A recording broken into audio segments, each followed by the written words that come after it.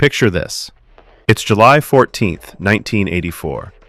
For millions of people across America, Saturday night at 6:05 p.m. means one thing: Georgia Championship Wrestling on Superstation WTBS. It was a ritual, a tradition practically baked into the culture of the South.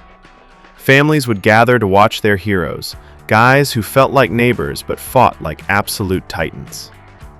On this particular Saturday, they tuned in expecting to see the familiar face of announcer Gordon Solie, ready to kick off the hard-hitting, no-frills action they loved. But that's not what they got. Instead, a different man appeared on their screens. A man with a slick suit, a polished smile, and an ambition that couldn't be contained by just one region. His name was Vince McMahon. And as he stood there in that Atlanta studio, he wasn't just introducing a new program, he was delivering a eulogy for an era. For the legions of loyal fans, this was nothing short of a hostile takeover, an invasion. They would come to call it Black Saturday. This is the story of that day, the day Vince McMahon drew a line in the sand and dared anyone to cross it. But it's also the story of what was lost. It's the story of a kingdom built on grit and loyalty, and the tragic tale of its uncrowned king, a masked icon named Mr. Wrestling 2. He was the very soul of Georgia wrestling, only to be cast aside when his entire world crumbled around him. Before Black Saturday, Mr. Wrestling 2 was more than a wrestler in Georgia. He was a cultural phenomenon. This was a man so beloved, so trusted, that the soon-to-be president of the United States, Jimmy Carter, called him his favorite wrestler. Carter's own mother, Miss Lillian, was one of his biggest fans.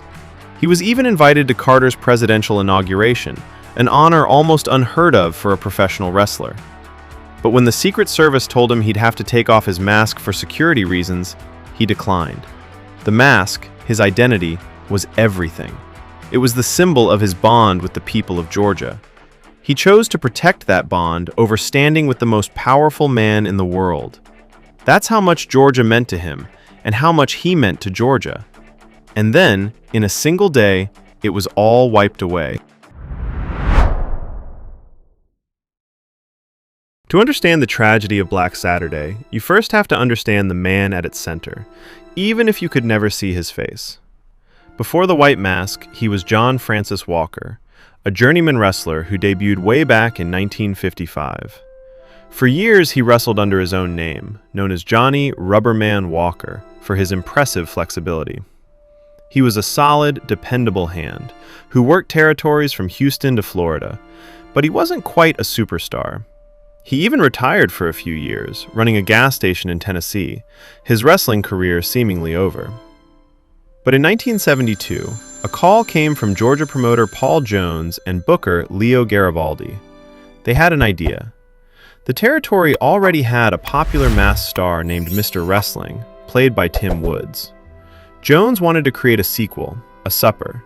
He wanted Johnny Walker to put on a mask and become Mr. Wrestling 2. It was a decision that would change his life, and the landscape of Southern wrestling forever. From the moment he stepped into a Georgia Championship Wrestling ring, Mr. Wrestling 2 was a sensation.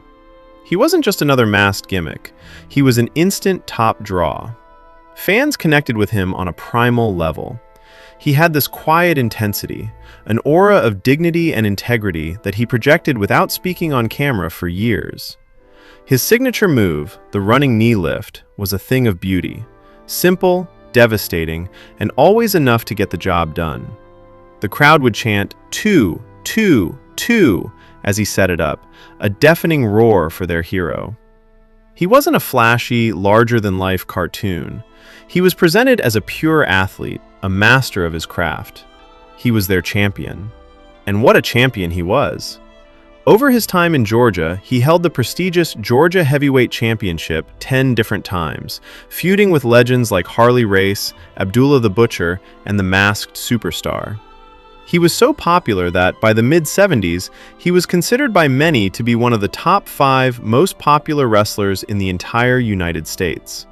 His fame bled out of the arenas and into the mainstream. That connection with Jimmy Carter wasn't just a fun piece of trivia, It was a symbol of his status.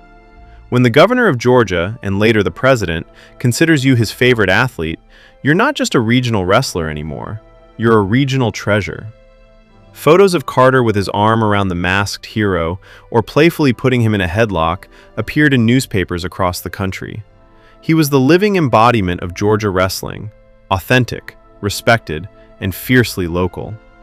The whole system was built for a star like him. Georgia Championship Wrestling was a territory, a self-contained ecosystem where the storylines were local and the feuds felt personal. The World Championship Wrestling program, broadcast from the WTBS studios in Atlanta, was the engine of this kingdom. It wasn't a slick, overproduced show. It felt gritty, intimate, and real, like you were right there in the studio. And at the heart of it all was Mr. Wrestling 2, the stoic protector of the territory. His identity was inseparable from Georgia's. But time was running out. Far to the north, another man was building a very different kind of wrestling empire, one that had no room for territories, no respect for tradition, and no place for a regional king. While Mr. Wrestling 2 was the heart of Georgia, Vince McMahon was building a machine in the Northeast. When he bought the World Wrestling Federation from his father in 1982, he didn't just inherit a promotion, he inherited a vision. For decades, pro wrestling was governed by a gentleman's agreement among regional promoters under the National Wrestling Alliance, or NWA. You stay in your territory, I'll stay in mine. It was a system that created distinct wrestling cultures in places like Georgia, Memphis, and the Carolinas. Vince saw this system not as a foundation, but as a series of walls waiting to be demolished. He didn't want a territory. He wanted the world. In 1983, he officially split from the NWA and began an aggressive national expansion. He poached top talent from other territories, offering them national exposure they couldn't get anywhere else. His goal was to consolidate the entire industry under his WWF banner, creating a singular, character-driven brand of sports entertainment that would appeal to a national audience. And the crown jewel of national exposure was Ted Turner's Superstation, WTBS. By the early 80s, WTBS was beamed into homes all across the country. This made Georgia Championship Wrestling's Saturday evening time slot one of the most watched wrestling programs in America. It was a gold mine, and McMahon knew he needed it to complete his conquest. Initially, McMahon approached Ted Turner to buy the time slot. Turner, knowing the value of his loyal wrestling audience, said no. So, if he couldn't get in the front door, Vince decided to go through the back. Georgia Championship Wrestling, for all its on-air success, was fracturing internally. The promotion was owned by a group of shareholders, including head booker Ole Anderson and the wrestling brothers Jack and Jerry Brisco. There were conflicts, particularly with Ole, who had a reputation for being difficult. Sensing an opportunity, McMahon secretly approached the Brisco Brothers and another key shareholder, Jim Barnett. Unhappy with the company's direction, they took McMahon's offer. For a reported sum of around $900,000, McMahon purchased their controlling stakes in Georgia Championship Wrestling. He didn't just buy a company, he bought its television slot. Ole Anderson was completely blindsided. The Kingdom of Georgia had been sold out from under him. On Saturday, July 14, 1984, the plan went into effect. The audience tuned in at 6:05 p.m., expecting Gordon Soley and the stars of GCW. Instead, they saw Freddie Miller, a Georgia announcer, looking visibly uncomfortable. He introduced his new co-host, Vince McMahon. McMahon, in his polished broadcast voice, announced that the WWF was the new home of wrestling on the Superstation. What followed was an absolute disaster. The show, still branded World Championship Wrestling, was now a collection of pre-taped WWF matches from arenas in the Northeast. The gritty, in-studio action was gone. In its place were Hulk Hogan and the Iron Sheik wrestling in front of faraway crowds. It was slick, it was cartoonish, and to the Southern audience, it was an insult. This wasn't their wrestling. The backlash was immediate and overwhelming. The phone lines at WTBS were flooded with thousands of angry calls from viewers who felt betrayed. They didn't want McMahon's sports entertainment, they wanted their wrestling. They wanted Gordon Soley, they wanted the NWA, they wanted Mr. Wrestling 2. The ratings, which had been among the highest on cable, plummeted. The day became infamous, a dark chapter in wrestling history known forever as Black Saturday. It was the day the war for wrestling's future became brutally real. Vince had won a major battle, but in doing so, he had destroyed the very thing that made the time slot so valuable, the loyalty of the Georgia fans. And in the rubble, its greatest hero was left a king without a country. For Mr. Wrestling 2, Black Saturday was an earthquake that shattered the foundation of his career. He was a product of the Georgia territory system, a star whose light shone brightest in that specific universe. His stoic, honorable persona was perfect for an audience that valued authenticity over spectacle. That universe was now gone. In the aftermath, Vince McMahon signed several key Georgia stars, including Mr. Wrestling 2. On paper, it might have seemed like a logical next step, but the reality was a slow, painful erosion of everything he'd built. In the WWF, Mr. Wrestling 2 was no longer a main event attraction. He wasn't the revered icon he was in Georgia. He was just another guy on the roster, an aging veteran in a world rapidly filling with muscle-bound superheroes. The WWF creative machine had no idea what to do with a quiet, masked technician who got over with his in-ring work. His run in the WWF from 1984 to 1986 was largely forgettable. He was used primarily as enhancement talent, a respected vet brought in to lose to the company's rising stars. The man who held the Georgia heavyweight title 10 times and was a favorite of a U.S. president was now wrestling in preliminary matches, rarely appearing on major TV broadcasts. Imagine being the Tom Brady of your sport, only to be sold to a new league that uses you as a practice squad quarterback. It was a dramatic and humiliating fall from grace. The audience that had once roared, "Two, two, two," was replaced by a new generation of fans chanting for Hulk Hogan. The promoters who had built an entire territory around him were gone, replaced by a corporate titan who saw him as little more than a spare part. McMahon's grand experiment on WTBS didn't last. The fan backlash was so severe that Turner was furious. He brought in other wrestling promotions to compete with the WWF on his own network, including one run by Ole Anderson. Less than a year after Black Saturday, McMahon admitted defeat.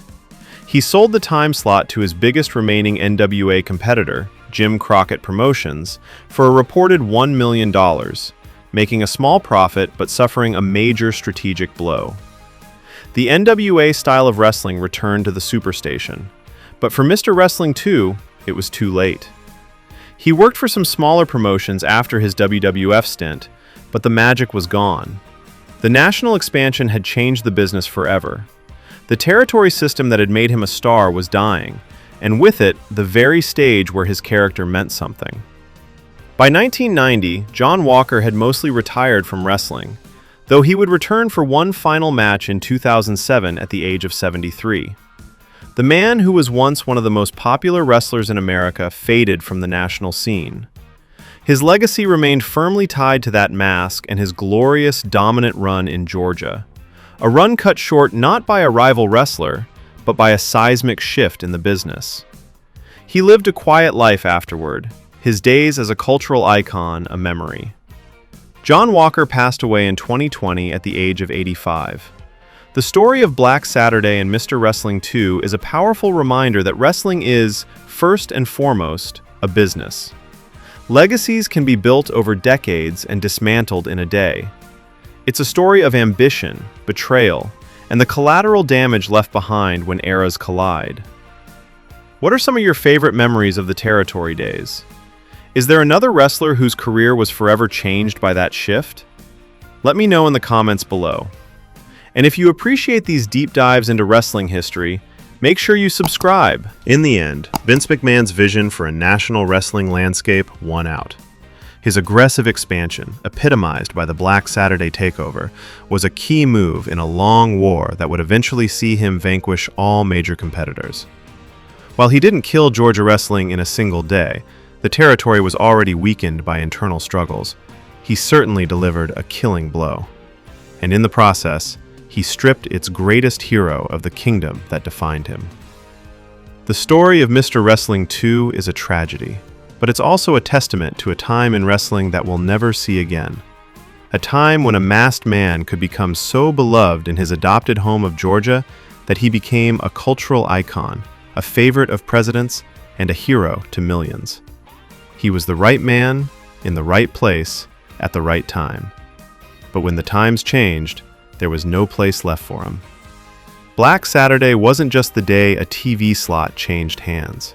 It was the day the world that created Mr. Wrestling 2 ceased to exist, leaving a legend to fade into history, a silent monument to a Georgia wrestling legacy that was gone too soon.